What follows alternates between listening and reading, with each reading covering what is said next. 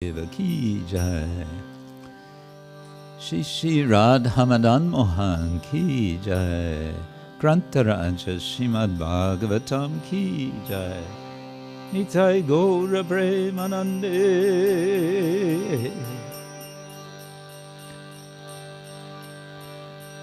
All glories to the some devotees, all glories to Shri Guru and Shri Gauranga.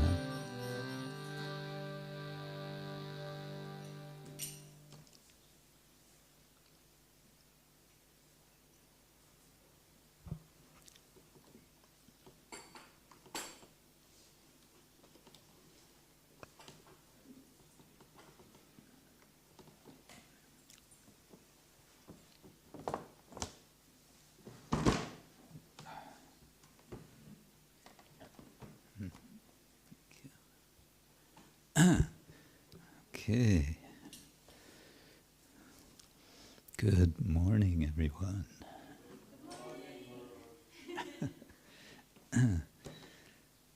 Today we're reading from Srimad Bhagavatam. Aren't we fortunate? Maybe the board should be, you can turn it a little more this way, and it'll be easier for the ladies to see this way. Yes. Okay.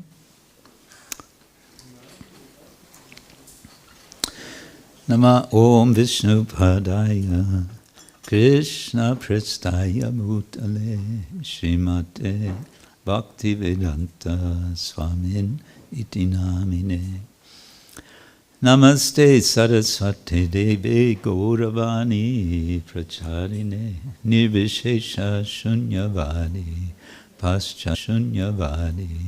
Paschatya Deshatarine Vancha kalpatrubhyascha kripa sindhubhya evacha patitanam pavanebhyo vaishnavebhyo namo namaha.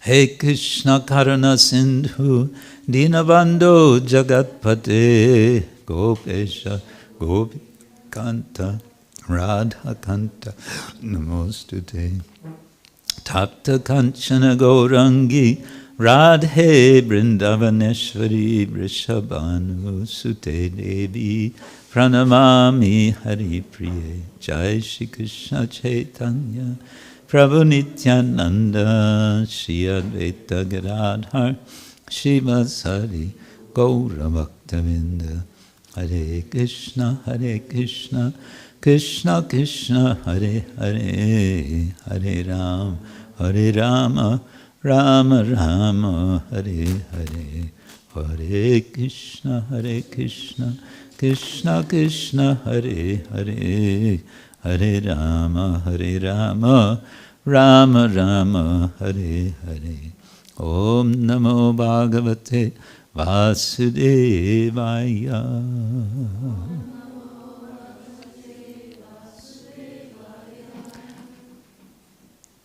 I think we can give it more energy than that. Om Namo Bhagavate Vasudevaya.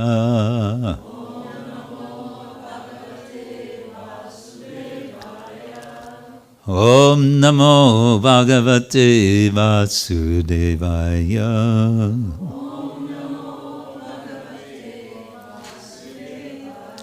Narayanam namaskritya Naram chaiva narottamam Deving sarasvating vyasam Tato jayamudiraye Nashta prayeshu abhadreshu Nityam bhagavata sevaya Bhagavati uttama shloke Bhakti bhavati naishtiki. So we're reading from third canto Srimad Bhagavatam. This is chapter 27, verses 28 and 29, and I believe we're coming to the almost end of this chapter. Yeah. Called Understanding Material Nature, spoken by none other than Sri Kapila Deva to his wonderful mother Devahuti, his very attentive mother. We're ending almost this chapter, which comes before chapter 28, obviously, but it's titled Kapila's Instructions on the Execution of Devotional Service, in which you may be happy to know, if you don't know already, there's a wonderful description of a method of meditation on the form of the Lord that goes on a pilgrimage from the lotus feet of the Lord up to the lotus face and the smile and ultimately the laughter of the Lord. It's a very nice meditation. Pilgrimage, moving from the feet to the head. That's something to look forward to, but now we're hearing about material nature. But these verses are now about what happens when you overcome material nature. So we can chant. This is the first of the two verses we have. Let's chant. Mad Bhakta Pratibudharto. Mad Bhakta Pratibudharto. Mat Prasadena Bhuyasa. Mat Prasadena Bhuyasa. Nishayasam svasangstanam. Nishayasam svasangstanam. Actually, this would be nishreyasam, short A. Kaivalyakyam matashrayam. Kaivalyakyam matashrayam. Mat bhakta pratibudharto. Mat prasadena bhuyasa. Nishayasam svasangstanam. Kaivalyakyam mat ashrayam. Others.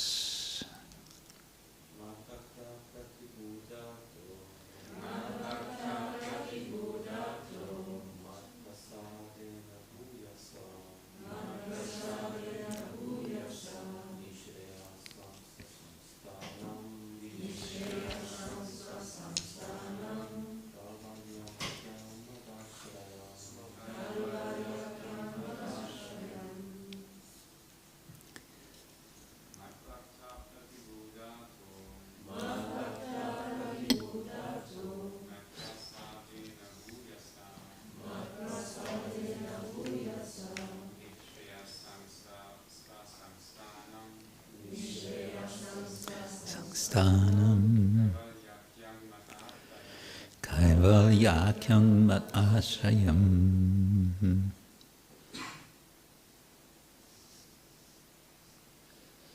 Ladies.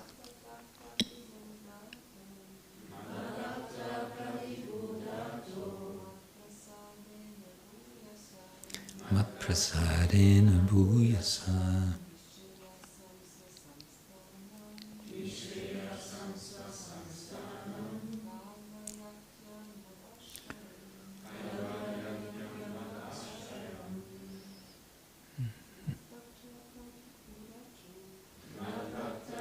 Pratibuddharto Sadena Bhuyasa.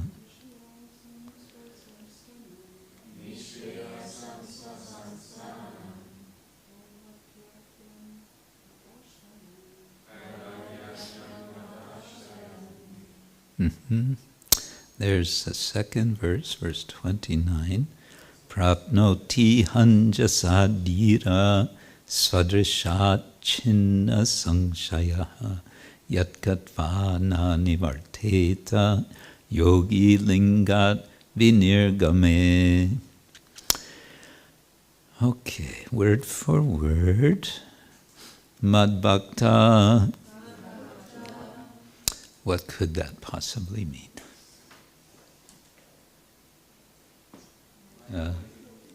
My devotees, some of you are looking, some of you are cheating. You're looking on your phones. Pratibuddha artha, self-realized. The word pratibuddha we had in verse 25, yatahi apratibuddhasya, and then saeva pratibuddhasya. So this is again this idea of being asleep and being awake. And Prabhupada translates it. And artha, what does artha mean? Huh? Pratibuddha artha, what does artha mean? Can mean wealth, yes. What else can it mean? Any know?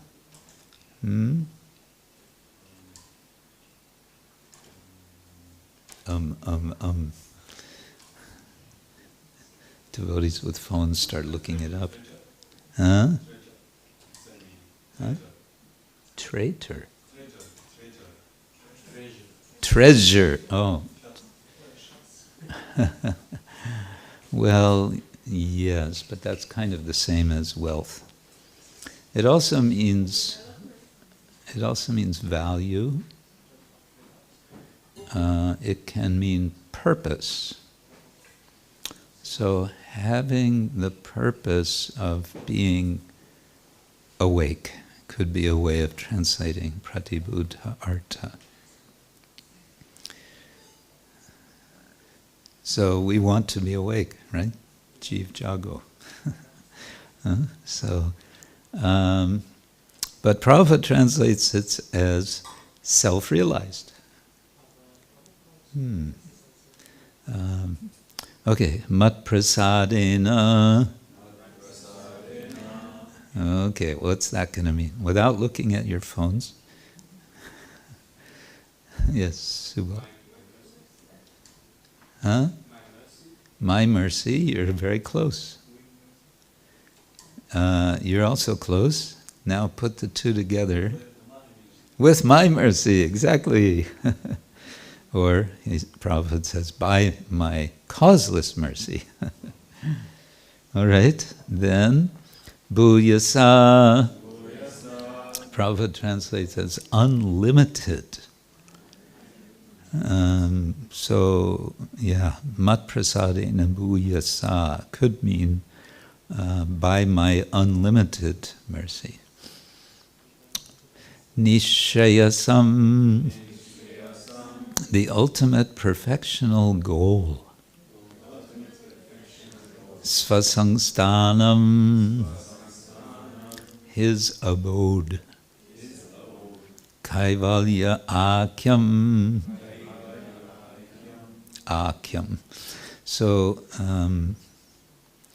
akyam has the meaning called or named. Think of an example. So Kaivalya Akyam, Prabhupada translates as called Kaivalya.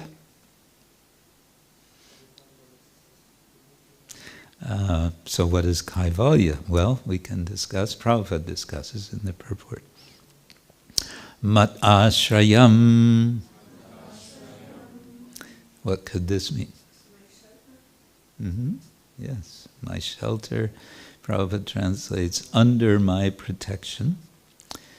Prapnoti, this goes into the second of the two verses. Prapnoti, attains. Iha, anyone know this word? Iha. Yes, Subal. Yes, very good. This world, in this world, in this life, he translates here also. Anjasa, truly. Anjas can mean straight, it can mean quick, straightforward, just direct, going to the goal. Dhira, steady. Svadrisha, by knowledge of the self. Chinna Sangshaya. Okay, what does Sangshaya mean? Anyone know? Doubt, yes. And Chinna Sangshaya. Yeah, Chinna, literally cutting, yes, or cut. Freed from doubts, Prabhupada translates. Yat, to that abode. How does yat mean to that abode? Well, yat is, it's a multi-purpose word. It's like tat, yat and tat. And here, it may mean, but it's the correlative, so to which, something like that, referring to, yeah, that'll be clarified. Okay, Gatva, having gone. Na, never. Nivarteta, comes back. Yogi, what's that mean? What's yogi mean? Yogi. Okay, Prabhupada translates, the mystic devotee. Yeah, the mystic yogi. Lingat, from the subtle and gross material bodies. The word linga means many things. One of them is, it can be a sign or a mark, like making a mark. This is one possibility. And another meaning I found, very interesting, is that which has a beginning and therefore has an end. So in other words, the body. And here it's, Prabhupada translates, from the subtle and gross material bodies. It's quite possible that he takes this from one of the commentaries. And the final word, vinirgame, after departing.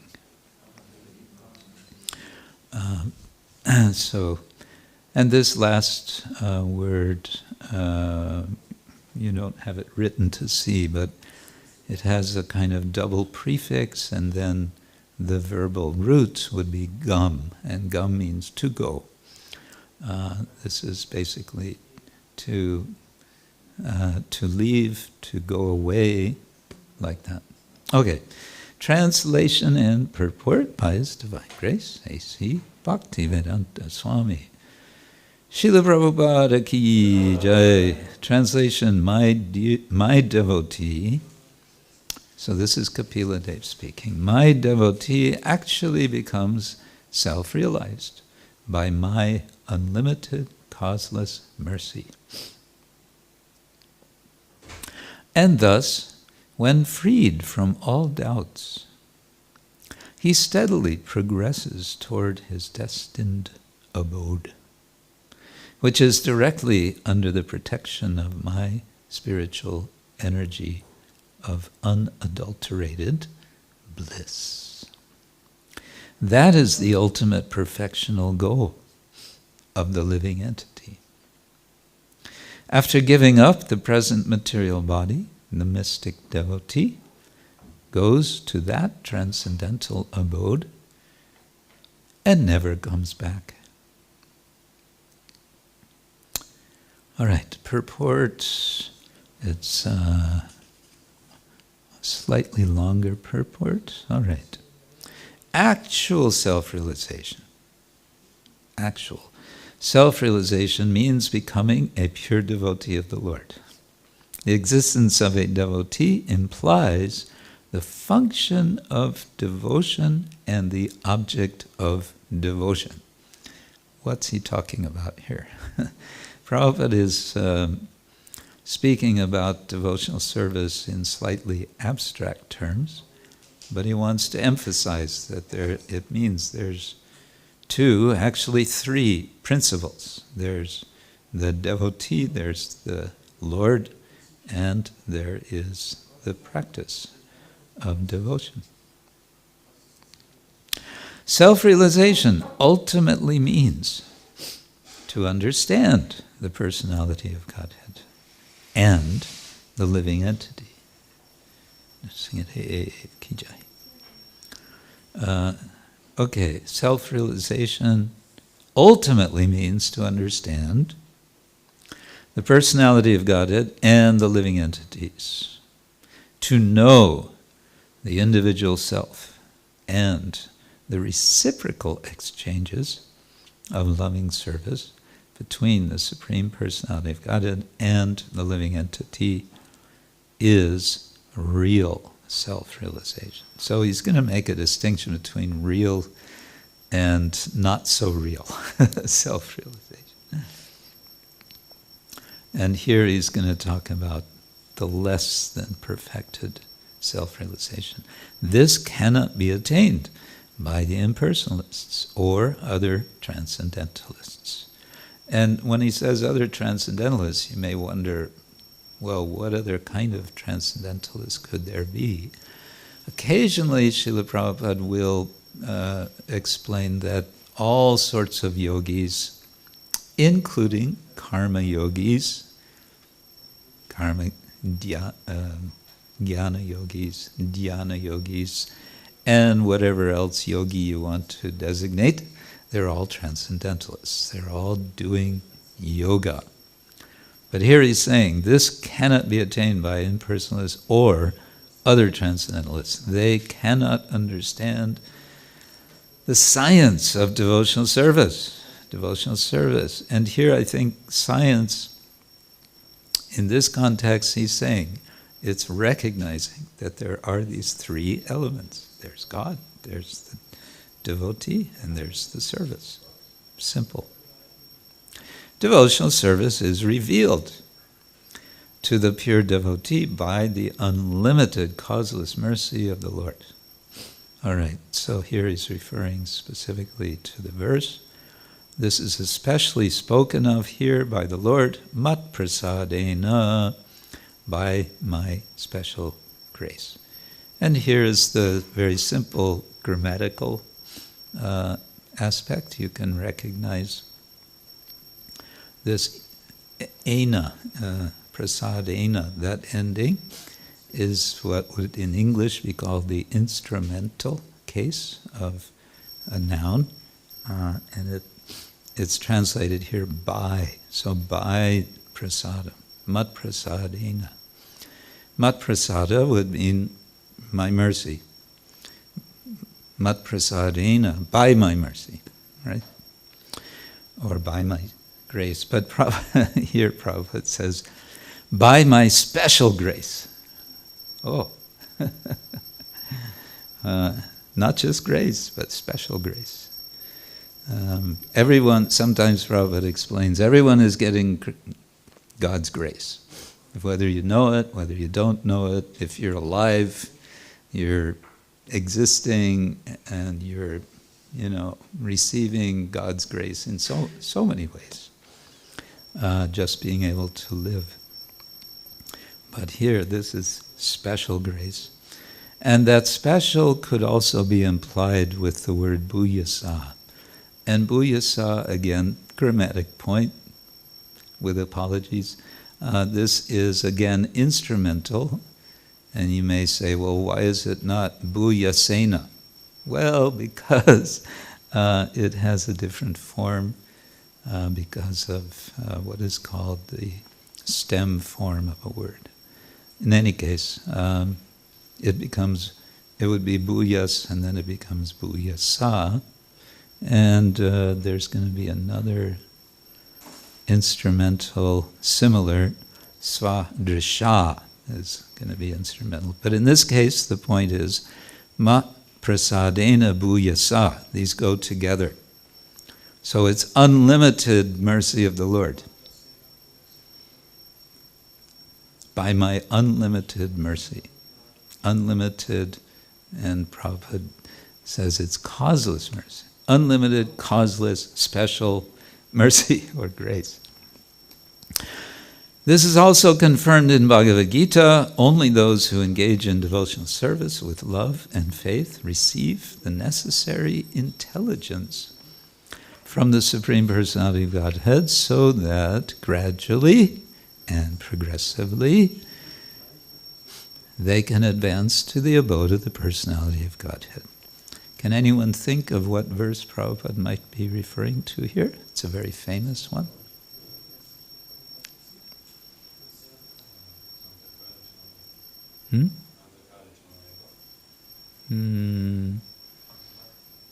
No, that's specifically about receiving intelligence.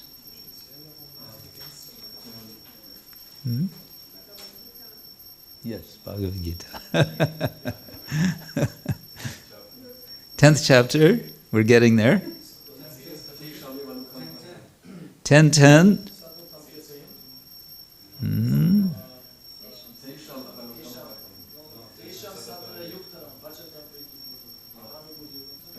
Now we got it. Tesham satata yuktanam bhajatam priti purvakam. Because someone is offering worship which is priti purva, which is favorable. Dadami, Krishna says, I give. What does he give? Buddhi yogam. He gives the yoga of being awake. Or the yoga of intelligence. So I think that's what Prabhupada is referring to here. Okay, now he's going to explain the word nishreyasa. Nishreyasa means the ultimate destination. Svasangsthana, again from the verse, indicates that the impersonalists have no particular place to stay. Prabhupada would sometimes give the example of flying in a spaceship. You can be floating in outer space, going nowhere. You're not going to be happy. Going nowhere, Not, you want to land somewhere. And I think when the first Sputnik, when it went up and circled the Earth, the message from the pilot was, that he's looking down to see his home, right? he's anxious to get back.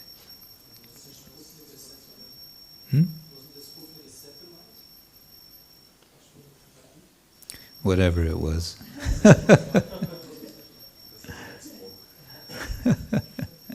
Whatever. Okay. The impersonalists sacrifice their individuality so that the living spark can merge into the impersonal effulgence emanating from the transcendental body of the Lord. But the devotee has a specific abode. So that's interesting. Prabhupada refers to sacrificing one's individual. Anybody here want to sacrifice your individuality? Anybody? Don't. If you do, it's okay. We won't criticize. It's a free world. We can choose to sacrifice our individuality. Nobody really wants to do that, but some apparently do want to do that.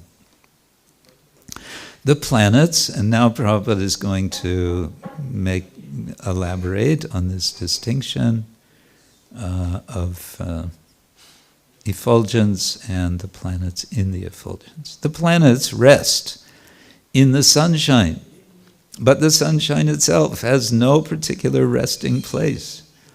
When one reaches a particular planet, then he has a resting place. The spiritual sky, which is known as Kaivalya. Okay, here comes the word that was not translated in the word for word. The spiritual sky, which is known as Kaivalya, is simply blissful light on all sides, and it is under the protection of the Supreme Personality of Godhead. Okay, let's go back to that word, Kaivalya. It was Kaivalyakyam, called Kaivalya. But now the plot thickens. In case you were dozing off, now you'll get some exciting news, because it's a little complicated. Kaivalyakyam mat ashrayam. What was mat ashrayam? What did that mean? Yeah, my shelter. And so, wait, I thought here Prabhupada is saying Kaivalya is that effulgence. And now he's saying the effulgence is mat ashrayam, and he's going to say that's the shelter the yogis go to? Doesn't seem he wants to say that. Why? Because svasangstanam, he's saying it's my own standing place, literally. Sangstanam. When the deity is installed, that is called prana pratishta. That sta in there is getting set in a place. So, what's going on? Another meaning of Kaivalya, Prabhupada doesn't mention here, or you can say a more general meaning, comes from the word kevala, and kevala just means only, exclusively only. But Kaivalya makes that abstract, and it gives it the sense of being alone, being completely isolated. And in the Yoga Sutras of Patanjali, the final of the 4 chapters, it's very much glorifying Kaivalya. It's this idea that the perfection of yoga is to become totally isolated, which doesn't sound very attractive to devotees. But it turns out that Kaivalya in the Bhagavatam has a different meaning. It comes up also in the 11th canto. Kaivalya, it's okay. We can aspire for Kaivalya because it's isolation, you could say, from material energy and so on. All right. In the impersonal effulgence, there are spiritual planets, which are known as Vaikunthas, chief of which is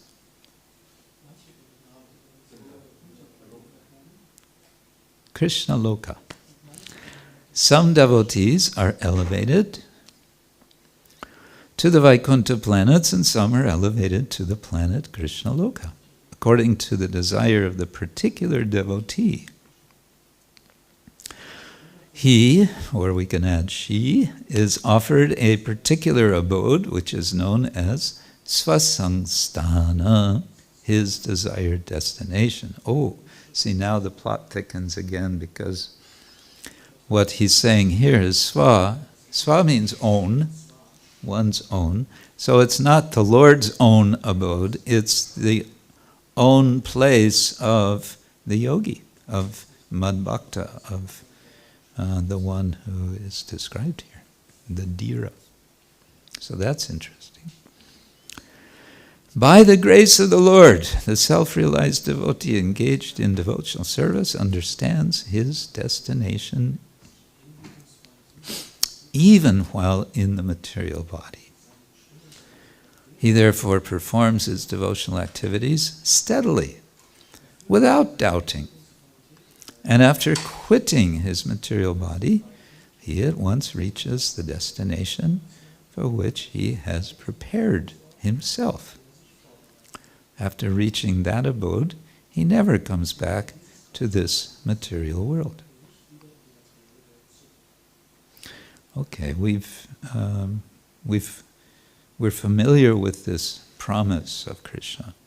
I may get back to this in a moment, but the rest of the purport, the words lingat and vinirgame, which are used here, mean, quote, after being freed from the two kinds of material bodies, subtle and gross. The subtle body is made of mind, intelligence, false ego, and contaminated consciousness. And the gross body is made of 5 elements: earth, water, fire, air, and ether. When one is transferred to the spiritual world, he gives up both the subtle and gross bodies of this material world. Hearing this, we may think, oh no, all right, maybe I can give up my gross body, but do I have to give up my subtle body as well? No worries, you'll get a body that's much nicer. He enters the spiritual sky in his pure spiritual body and is stationed in one of the spiritual planets. Stationed. It's interesting. If you read Prabhupada's purports carefully in English language, sometimes he uses very interesting words and phrases. Now I just noticed stationed in the spiritual planets, which rings with me because I grew up in a military family. My father was in the military, and he would always be stationed at a particular place. And that place was changing fairly frequently. But that was the term the military used. You know, the officer was stationed at such and such place. Can be stationed in one of the spiritual planets. Although the impersonalists also reach that spiritual sky after giving up the subtle and gross material bodies, they are not placed in the spiritual planets. As they desire, they are allowed to merge in the spiritual effulgence emanating from the transcendental body of the Lord. Of course, elsewhere, it's explained in the Bhagavatam, they can't stay there. Aruhya kritrena param padam tata patantyadha anadrita yushmad angraya. Patanti, after some time they fall. The word sva sangsthanam, he's coming back to this word to say, is also very significant. As a living entity prepares himself, so he attains his abode. The impersonal Brahman effulgence is offered to the impersonalists, but those who want to associate with the Supreme Personality of Godhead in his transcendental form as Narayana in the Vaikunthas, or with Krishna in Krishna Loka, go to those abodes, wherefrom they never return. Okay, that's the end of the purport. And I wanted to return to the word return. Confirmed. Because I was struck by the form of this word. We find it in the Bhagavad Gita, nivartante, but here it's nivarteta. What is that, nivarteta? Well, it turns out that that's our good friend, the vidhi lean form, the optative form. I talked about this some days ago, but I thought there's no harm in review, because you may not remember, and I may not remember, so we use some notes, that the vidhi lean form of a verb can have 6 different shades of meaning, depending generally on the context. And the one which we will be most familiar with is called vidhi. Vidhi, we know about vidhi because it's about rules. And we know of one very important rule, which is to always remember Vishnu, right? Smartavya satatam Vishnu. And what's the rule that goes with that? The other rule? Never forget. But it turns out that that second one is technically, well, it's vidhi, but it's also something else. Do you know what else it is? It's nishedha.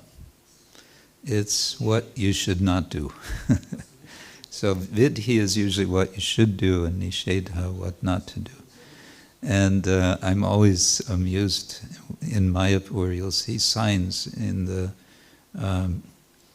parks around Sridham Mayapur of ISKCON Chandradoya Mandir, Shri Mayapur Chandradoya Mandir.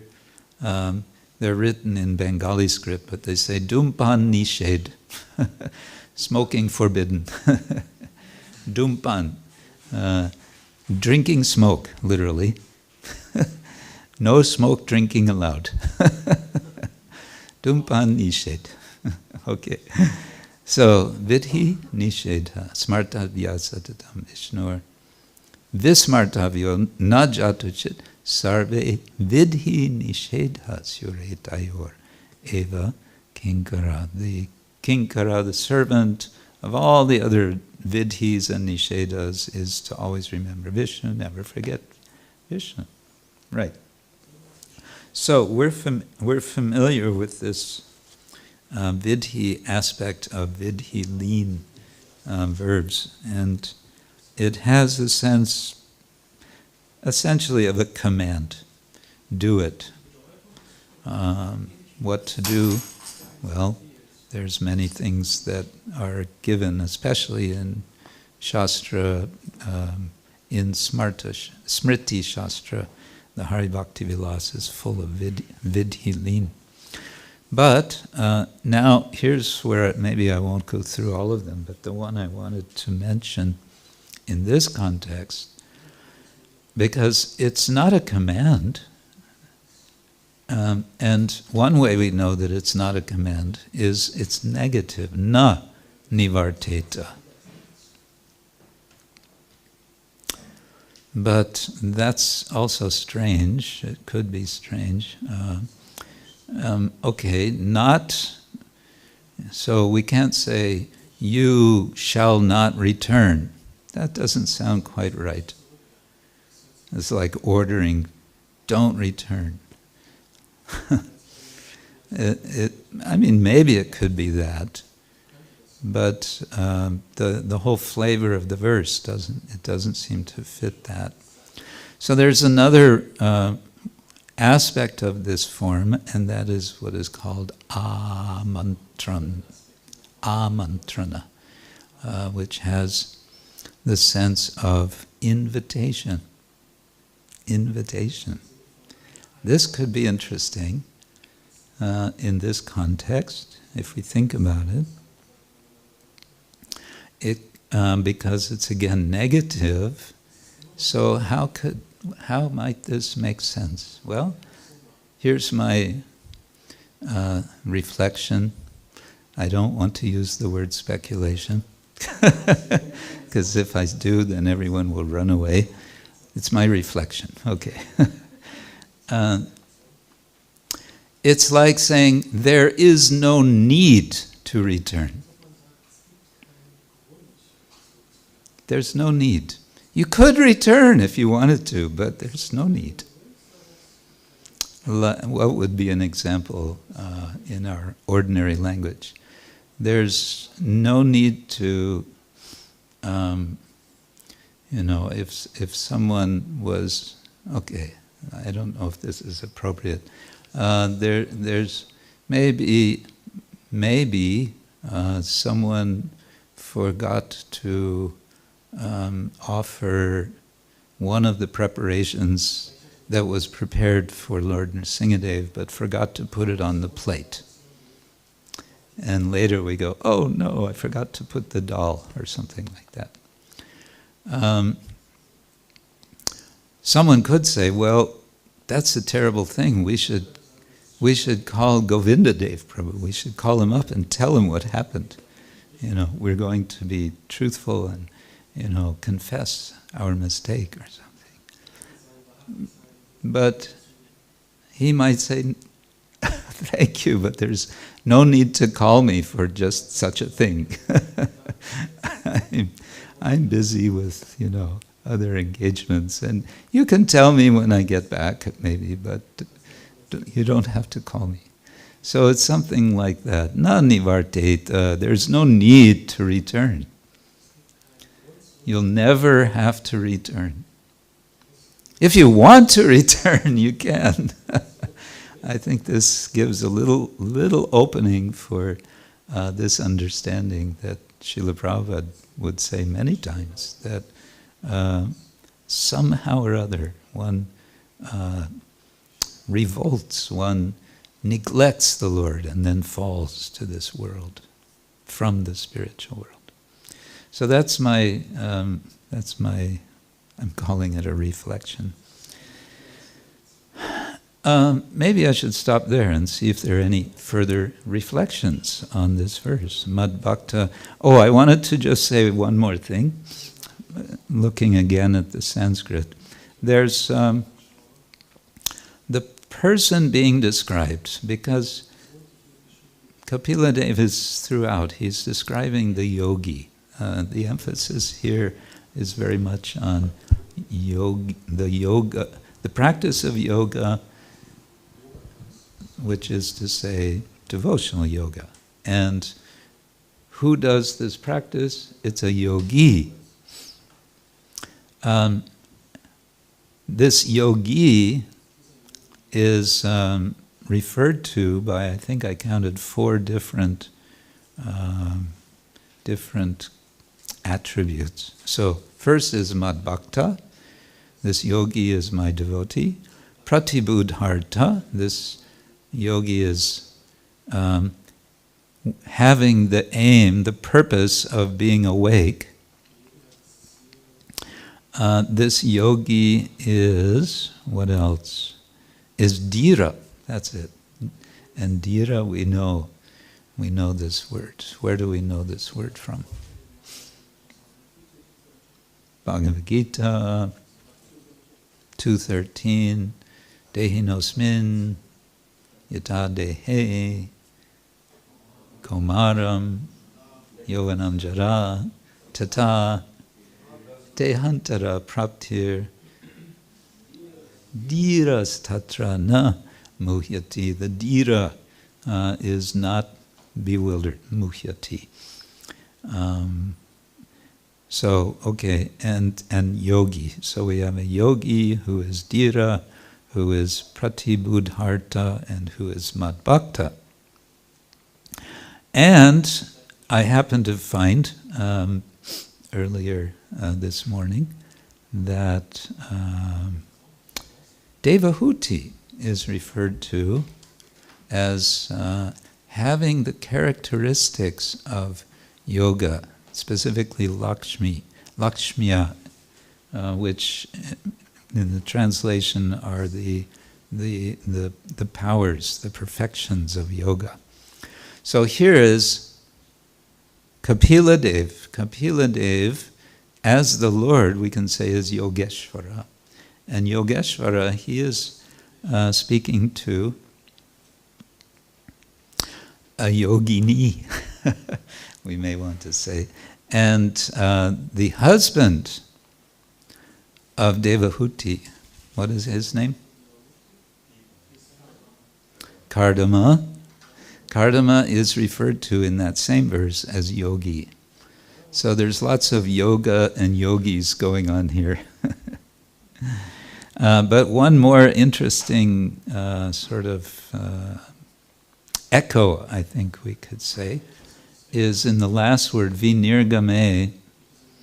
I won't look for it just now, but the same word similarly, I mean it's the same, essentially the same word, we find in the beginning of, near the beginning of the Rasa Lila. The gopis are rushing off to Krishna, but some of them they cannot. They're prevented from doing so. They have to stay home by their husbands. And so what do? They close their eyes and engage in deep meditation on the Lord. And the word vinirgame, they are not allowed to leave home. So this is the Bhagavatam. It's an echo chamber. If you go a little carefully into the words and see how they connect and how they mean what they mean, it's very wonderful. Hare Krishna.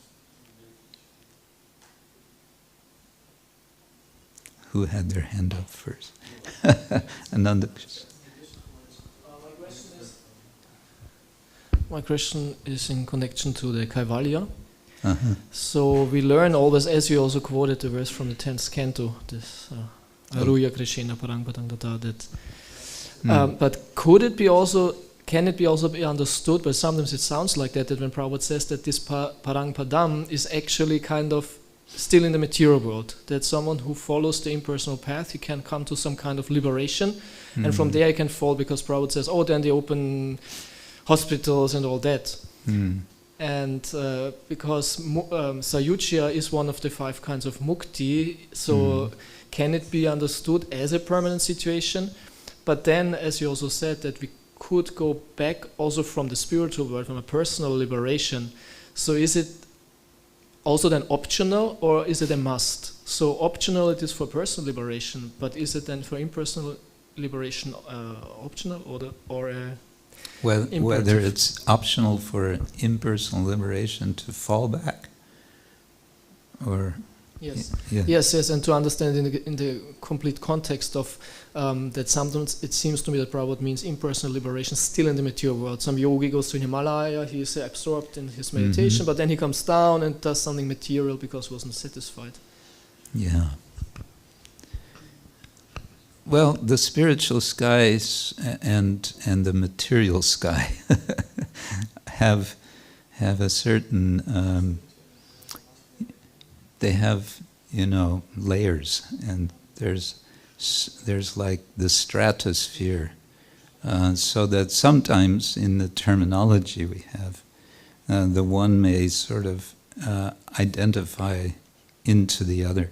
So also Brahma Loka, sometimes called Satyaloka, gets referred to as more or less almost practically spiritual. Vaikuntha, the word Vaikuntha, Bhakti Vinod Thakur sometimes says that Krishna Loka is part of Vaikuntha, it's within. And sometimes it's said there's Vaikuntha and then there's Goloka, there's Krishna Loka. So the geography descriptions may vary. And whether we identify, as Prabhupada you mentioned sometimes, refers to it as material, is making a certain emphasis. And that emphasis in this case, when we make this distinction, material, spiritual, what is it? It's between whether there is devotion or not devotion to the Lord, whether it's directed to the Lord or not. That's essentially the line of distinction. And if we make that the line of distinction, then it's material. And then if we speak geographically, we may say it's part of this world. And then the question is whether there's an option there. The general answer for those sorts of questions is we wouldn't want to say it's not possible, so it's possible. If one is really determined. But it's an interesting question because for how long, if you can, think about eternity, does someone really, is it possible for a living entity to eternally, that means, that's a long time, remain essentially floating without any position? It would seem unlikely. And you can even talk about this in terms of probability, mathematical probability. And there was a discussion online about this. Mathematically, you can speak of probability 0. What is it? How do they express it? It is greater than 0. So a probability that is greater than 0 can be a very, very, very small probability, but still be possible. Now, the possibility of someone staying eternally and being determined, I'm staying here. How great is that probability? That is hard to imagine. Why? Because of the identity of the soul, we understand from Chaitanya Charitamrita, Jiva Swarupa Hoy. The Swarupa of the Jiva is what? Krishna Nityadas, is to be eternal servant.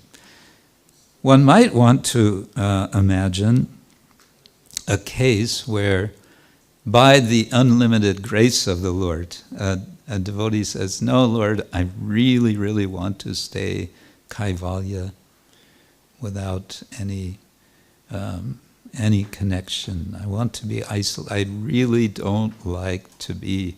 So please let me serve you as an example of total isolation. Then you could imagine he's in his position as a servant of the Lord in sort of the extreme end of Shanta Rasa, right? Because Shanta, we understand, it seems to have a whole spectrum of application, but the one extreme end would be a sort of ultimate distance from the Lord, a state of total isolation. But if it's a rasa, then there has to be some relation. But the relation in this case would be, I'm serving the Lord by His grace to be an example, perhaps, of one who is in isolation. It's still hard, I don't know, it's hard for me to imagine. Anyone, can you imagine? You can imagine, Ramana?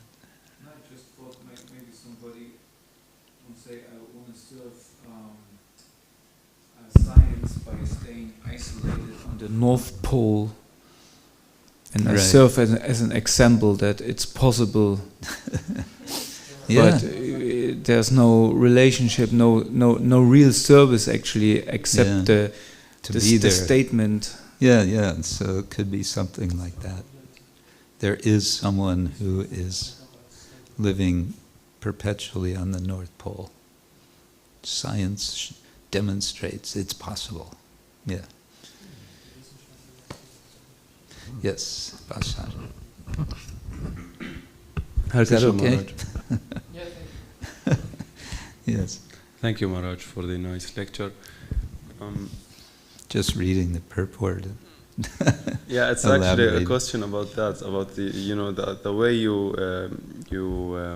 you held this lecture makes the question comes to my mind. My understanding was or is that understanding the Bhagavatam and relishing it is mainly dependent on the sincerity of the reader. But seeing this system and also observing other great Vaishnavas, it seems that it's also kind of dependent on understanding the terminology and the language of Sanskrit. So how relevant is it, you think, that we understand Sanskrit in order to really go deep in the verse? Okay. Yeah, that's... I would say we can say two things. Let's start with the story of the unnamed Brahmin in the Chaitanya Charitamrita, I believe it's Madhya Lila chapter 15, possibly. Lord Chaitanya meets this Brahmin at Sri Rangam, who has been instructed by his guru to read Bhagavad Gita every day. And he does so very faithfully. But the other Brahmins in Sri Rangam are laughing at him. And why are they laughing? Because he's not much of a Sanskritist. It's not clear how much he knows, but the suggestion seems to be practically doesn't know what he's reading. He's just reading it.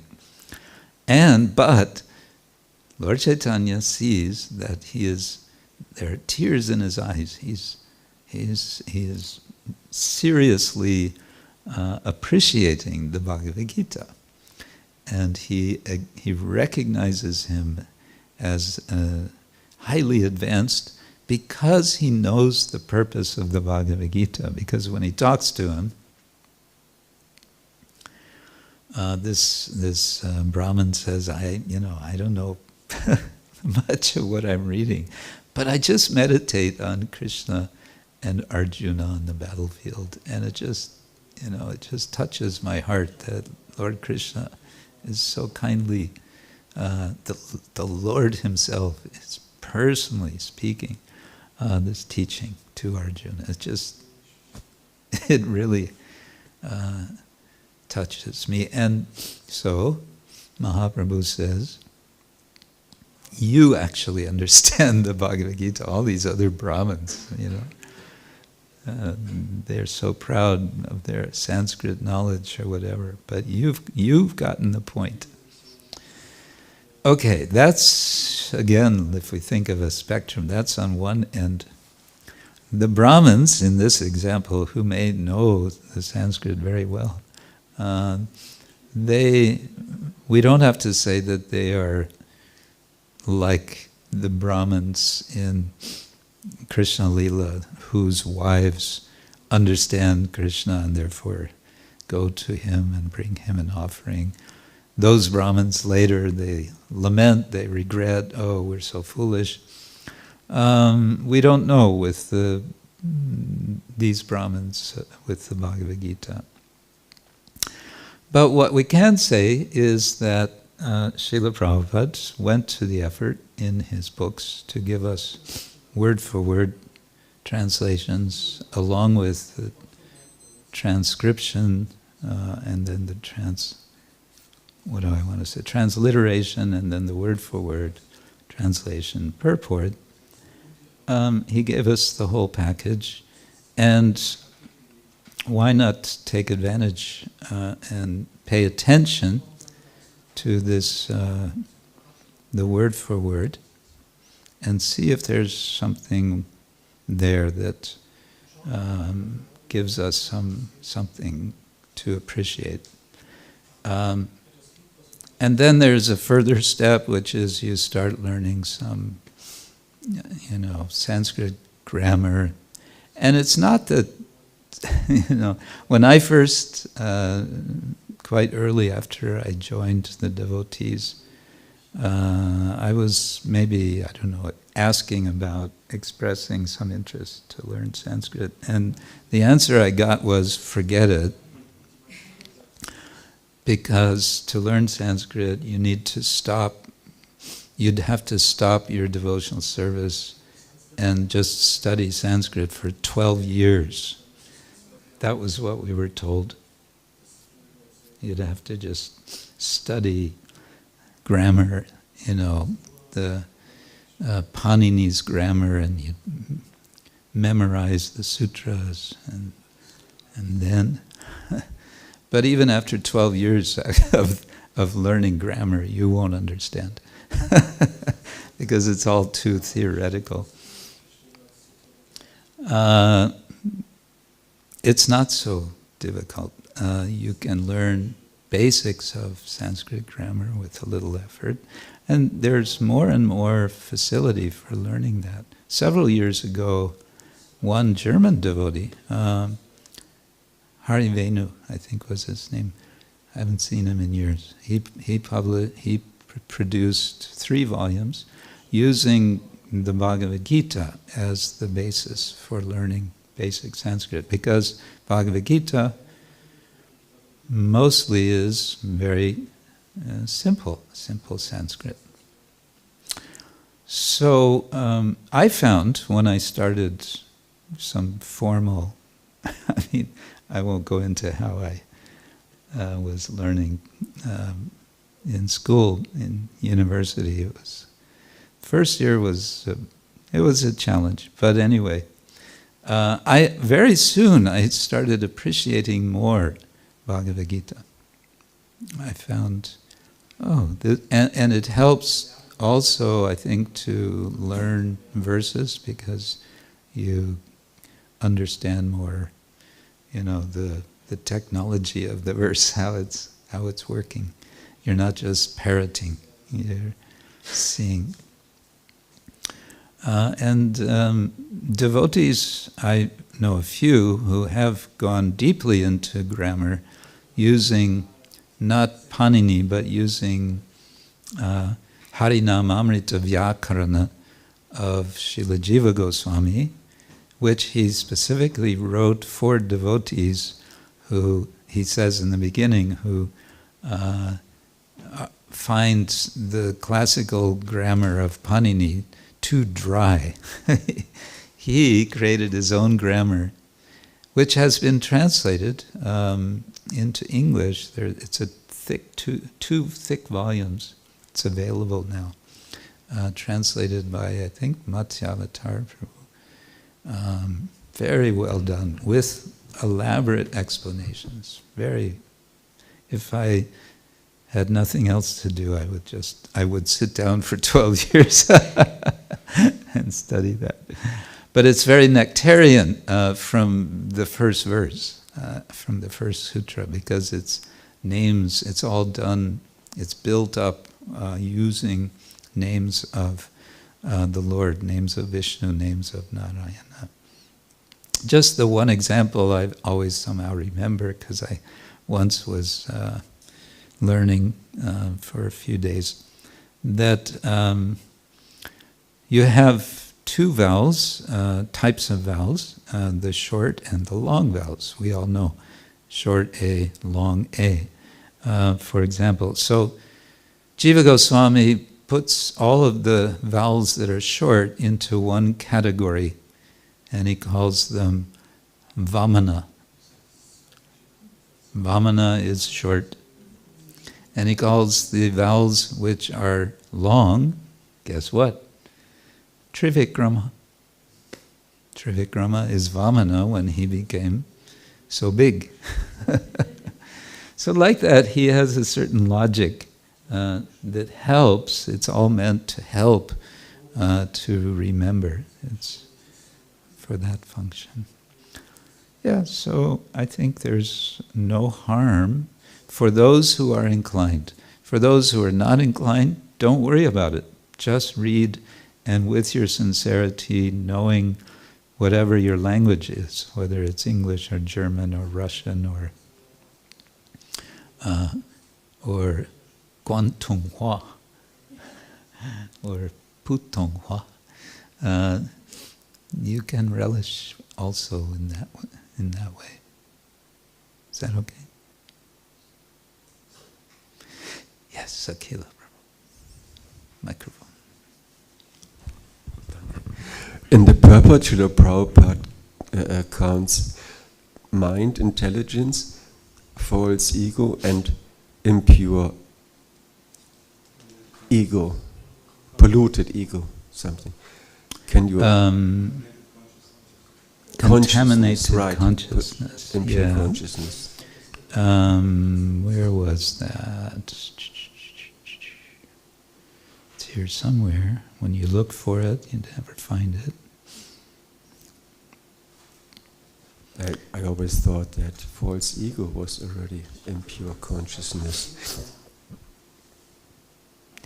Yeah, I wondered about that too, and of course now I don't find it. But elsewhere, and where I found that, I won't be able to say either, that Mahat Tattva is contaminated consciousness. So there you go. Now, how that's going to determine, how that's going to change our approach to devotional service today, on Wednesday, what's the date today? 14th of September. Is it September? 2022.